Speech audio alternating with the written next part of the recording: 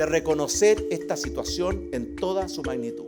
Esta situación de inequidad, de abuso, que ha significado una expresión genuina y auténtica de millones y millones de chilenos. 산티아고 지하철 요금 인상에 반대하는 칠레 시위가 3주째 계속되고 있는 가운데 시위는 대중교통 요금에 대한 항의를 넘어 구조적인 사회 불평등 해소를 요구하는 반정부 시위로 변해가고 있습니다.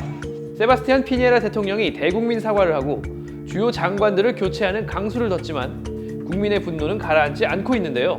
일각에서는 1980년대에 마련된 헌법을 개헌해서 칠레가 새로 태어나야 한다는 주장까지 나옵니다. 클릭 글로벌 이슈 오늘은 4센트가 불러온 태풍, 칠레 대규모 시위 사태에 대해 살펴보겠습니다. 시위를 촉발한 것은 지난달 초 수도 산티아고의 지하철 요금을 기존 800페소에서 출퇴근 시간에 한해 830페소로 올린다는 발표였습니다. 인상액 30페소는 미국 돈으로 약 4센트 정도인데요.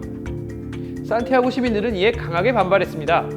이런 상황에서 경제장관은 할증 요금이 싫으면 더 일찍 일어나서 할증 시간대를 피하면 되지 라고 말하고, 교통장관은 산티아고 지하철 요금은 저렴한 편이야 라고 말해 더욱 시민들의 분노를 자아냈는데요. 지난달 18일 산티아고 도심에서 대규모 항의 시위가 발생하면서 일부 시위대가 지하철역 발권기와 개찰구 등 시설을 파손하고 경찰 역시 물대포와 체류탄을 쏘는 등 강경 대응했습니다. El gobierno y los diferentes actores sociales tienen que escuchar el malestar del pueblo, porque al final todos estamos aquí por la desigualdad de un país gigante. 그런데 다음날 공개된 사진 한 장이 악화된 상황에 더욱 기름을 끼얹었습니다. 피니에라 대통령이 비상사태를 선포한 그날 밤 레스토랑에서 손자의 생일 잔치를 열어주고 있는 모습이었는데요.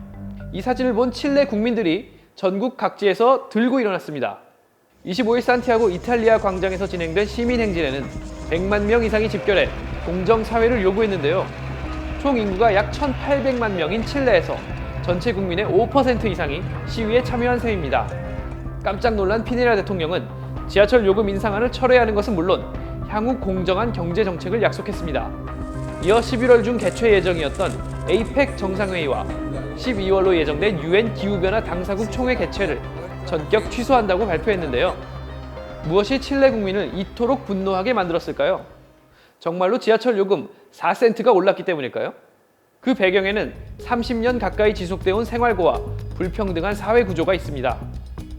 사실 칠레는 중남미에서는 드물게 포퓰리즘 정책에 의존하지 않으면서 민주주의와 경제 성장이라는 두 마리 토끼를 다 잡아 역내 가장 성공적인 성장 모델로 평가받는 나라인데요. 1990년 민주화 이후 평화로운 정권 교체를 통해 정치적인 안정을 이뤘고, 마침 주 생산품인 구리가 화랑을 맞으면서 지난 30년간 놀라운 경제 성장을 이뤘습니다. 1인당 국민소득이 1990년 5,000달러에서 2017년 15,300달러로 3배나 상승했고, 빈곤층의 비율도 31%에서 6%로 확 떨어졌죠. 이러한 성장 덕분에 중남미에서는 멕시코에 이어 두 번째로 OECD 회원국이 되기도 했습니다. 그러나 조금 더 깊이 들여다보면 현실은 달랐습니다. 성장의 이면에는 결실이 고르게 분배되지 않아 대다수 국민의 불만과 사회 불신이 깊이 뿌리내린 겁니다. 2017년 UN 보고서에 따르면 칠레는 소득 최상위 1%가 전체 부의 33%를 가져가는 반면 하위 50%는 전체의 2%만을 차지해 OECD 국가 가운데 가장 소득 불평등이 심한 나라입니다. Populations that are fed up and angry, especially with socioeconomic conditions, corruption, inequalities, and the general widening gap between the rich and the poor. 칠레 통계국에 따르면 노동인구의 50%는 한 달에 약 40만 페소, 미국 돈으로 550달러 이하를 버는데요.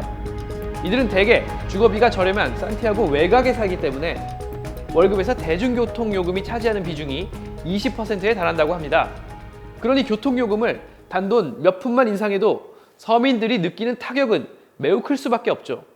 즉 30페소는 기폭제였을 뿐 시위를 촉발한 원인은 30년 동안 쌓인 불평등에 대한 불만이었던 겁니다. Queremos niños felices que tengan tiempo para jugar, familias que puedan compartir, adultos que puedan realmente tener un júbilo de su vida. Eso necesitamos, por eso marchamos. 칠레 소득 불평등의 뿌리는 1970년대로 거슬러 올라갑니다.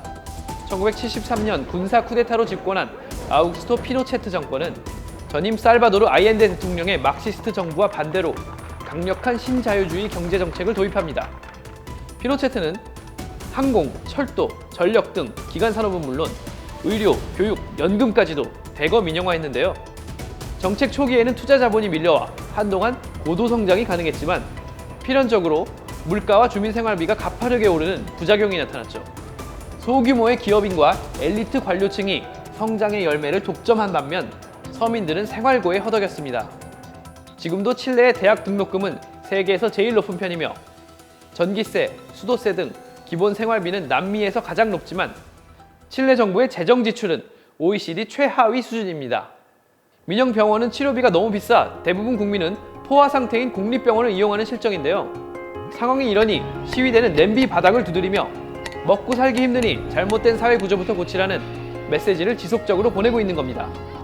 피니에라 대통령은 이번 사태로 집권 1년 만에 지지율이 14%로 추락하며 위기를 맞았습니다.